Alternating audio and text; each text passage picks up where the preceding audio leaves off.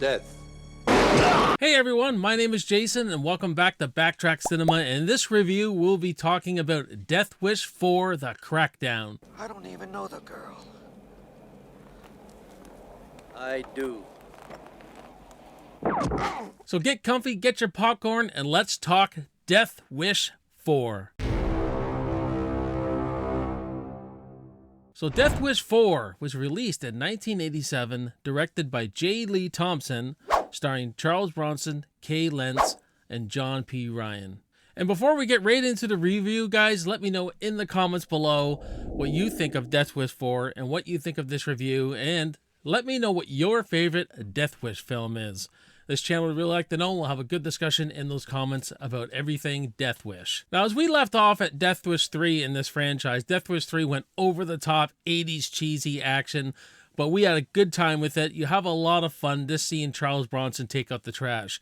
And in Death Wish 4, I felt like they were trying with that same kind of tone, but they also take a serious note with it, try to ground it a bit more. So they try to balance both of that gritty Death Wish and that over-the-top 80s Death Wish. And, you know, I think they do a fairly good job at it. I have a good time with this movie. So an architect vigilante, Paul Kersey, takes on the members of a vicious Los Angeles drug cartel to stop the flow of drugs after his girlfriend's daughter dies from an overdose. I really like the way this movie starts. This movie starts in a parking garage where this woman starts to get raped.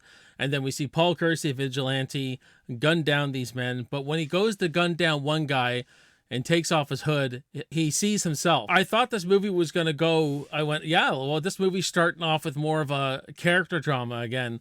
We see Paul Kersey starting to have this guilt and remorse. He's settled down with his family. He's got this adopted daughter, but they don't give you any more than that. They draw him having this PTSD kind of guilt and trauma. After his adopted daughter overdoses from drugs, he starts taking out this drug cartel. So we find Paul Kersey, he's with a new family now. He's got this, he's not really engaged, but he's got a girlfriend.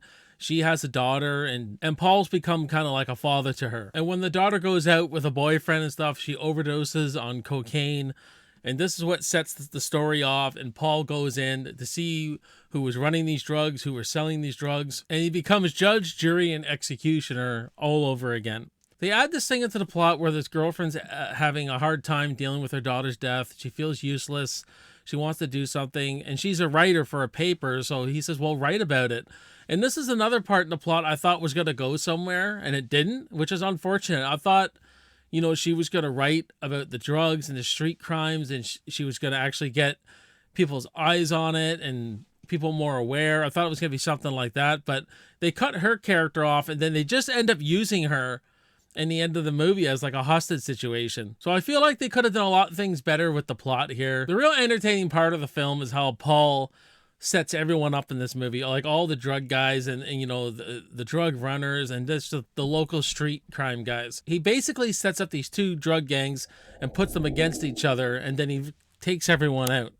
And he infiltrates them at the same time by taking out people systematically, which is all the fun stuff. We get to see Bronson kick some ass. We get to see him blow people away, stuff we like to see from this character, because it's Charles Bronson, man. He just picks up the gun and takes you out, right? We love seeing that. That's the kind of stuff I come for these movies. How many children have you killed with this shit?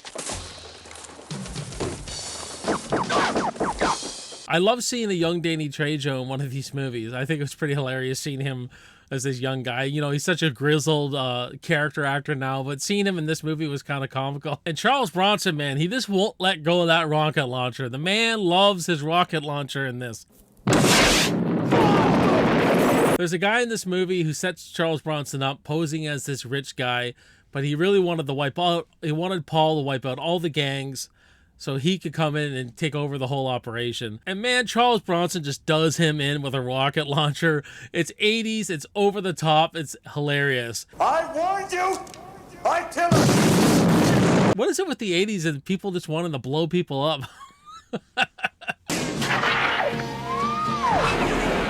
The movie does have some pacing issues. I feel like they could have done a better job at pacing this movie. I feel it gets up, slows down, gets up, slows down a bit until the third act.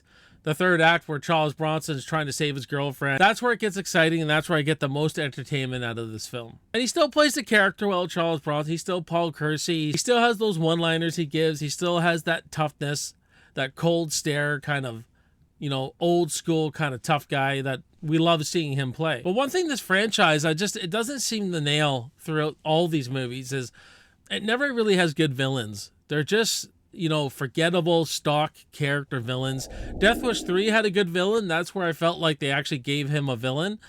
But again, there's no villain as memorable in this. And your main villain who sets Charles Bronson up in this, I thought his acting was just terribly over the top. I didn't like the character. The character was always like, he always seems like he was pleading with Paul all the time instead of being really viciously bad. It's like when he kills his girlfriend and Charles Bronson looks at his dead girlfriend. He goes, I told you I'd kill her. I told you like I'd kill her. It's like saying something's going to do anything. It's going to change his mind about killing you. So the character wasn't great. The character was pretty bad. It's pretty badly acted, I thought. We get satisfaction from this movie by Charles Bronson taking everyone out and getting his revenge and all that. If you like those 80s action and revenge movies, you like Charles Bronson, then this is definitely your kind of movie. You'll still have a lot of fun with it. So I'm going to give Death Wish 4, The Crackdown, a C+. Well, I thank you for watching this review. If you like the content I'm dishing out, then please subscribe to the channel. I would really appreciate it. And if you also like the Death Wish franchise, then check out my other Death Wish reviews down below here. My name is Jason, and you're watching Backtrack Cinema, and I will see you on the next video, and I will see you in the movies, man. Cheers.